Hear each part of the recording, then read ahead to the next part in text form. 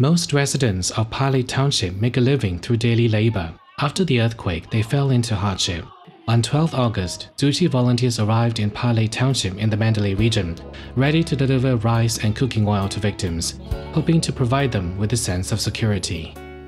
对，我们这次来到本垒呢，就是来发放米跟油。这次的话呢，还有我们的一些抚慰床，对，在蚊帐啊，还有那个他们的睡袋，再来一些是上午的祝福金。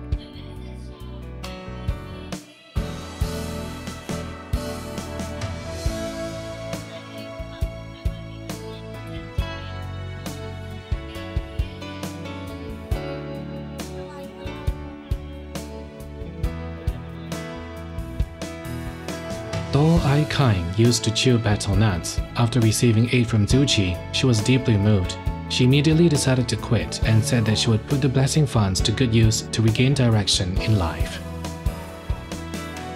မတို့ပေးမယ်လို့ထင်တာလို့ဒီခောက်ကလေးတို့ချင်အောင်လို့ပဲအမှထင်တာ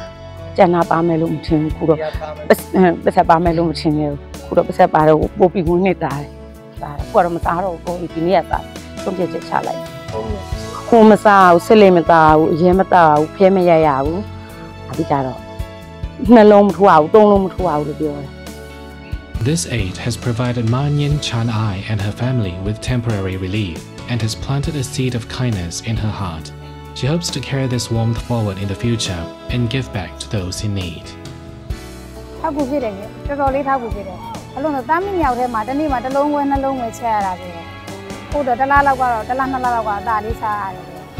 ပြီးပြီးဖြစ်ပါတယ်ပြောလဲပြောတာနိုင်မလို့ဒီညာကိုလည်းတနေ့ပြန်လူနိုင်ရမယ်ပေါ့နော်နည်းနည်းချင်းရတယ်အဲ့လိုအဲ့ဒါလေးကတော့မှတ်တရဟုတ်ကဲ့ဒီမှာပြန်ကူညီနိုင်မလို့ခုမှသူပေးတဲ့ဈေးဘိုးကတနေ့1000ဆိုလို့ရှိရင်8000လောက်ကိုကလေးနဲ့ကိုနဲ့မိရတော့ကျန်တဲ့2000လေးကိုစုနိုင်အောင်စုမယ်လို့စိတ်ကူးပါတယ် From being a recipient to becoming a volunteer,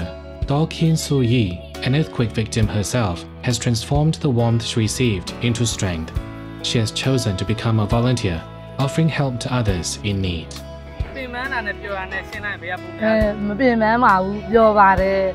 ဟိုဒီတိတ်ပြီးတော့မကောင်းလို့တောင်မှစေးတောက်ပြီးတော့အင်ကြီးလက်ရှင်ဝစ်ပြီးတော့ကိုလိုက်လာတာပါသား